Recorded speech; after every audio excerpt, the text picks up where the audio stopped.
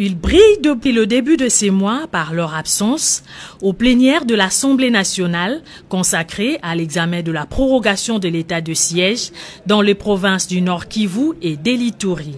Ce mercredi dans la soirée, ces députés nationaux de provinces sous état de siège, conduits par le président de l'Assemblée nationale Christophe Mbossoko Diapwanga, ont été reçus à la Cité de l'Union africaine par le président de la République Félix-Antoine Tshisekedi Tshilombo.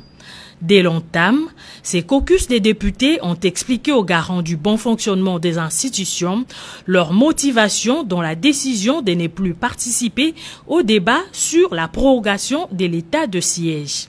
Que nous faisons appel aux cris de détresse de nos populations qui sont massacrées au quotidien et qui, nous en tant qu'élus, nous ne pouvions que par solidarité avec eux montrer un signe de mécontentement avec cet état de choses. Maintenant, cela ne veut pas dire que nous ne souhaitons pas que l'objectif que le chef de l'État a fixé à l'état de siège, qui est de rétablir la sécurité et la paix, ne soit pas atteint. C'est ce que nous souhaitons.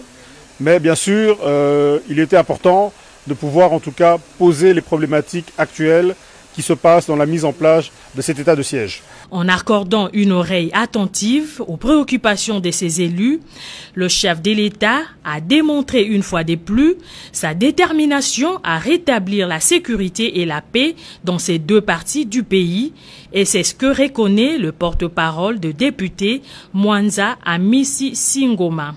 Ce soir, en tout cas, le chef de l'État nous a rassurés que ces préoccupations qui sont les nôtres sont les siennes et que sans dévoiler des secrets d'État, en tout cas dans les semaines à venir, mois à venir, nous allons travailler dans cette démarche de résoudre ces problématiques qui ont été couchées, notamment dans les recommandations qui avaient été faites dans la commission défense et sécurité. Nous avons pu aussi présenter d'autres recommandations, notamment sur le plan des opérations militaires.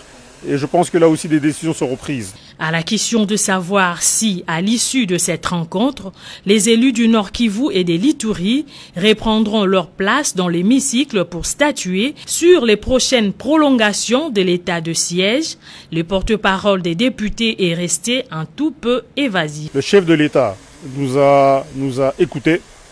Il a le même entendement que le nôtre.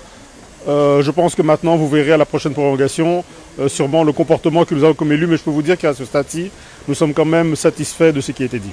Il faut rappeler que c'est le même mercredi que l'Assemblée nationale a voté la 12e prorogation de l'état de siège dans les Nord Kivu et dans l'Ituri.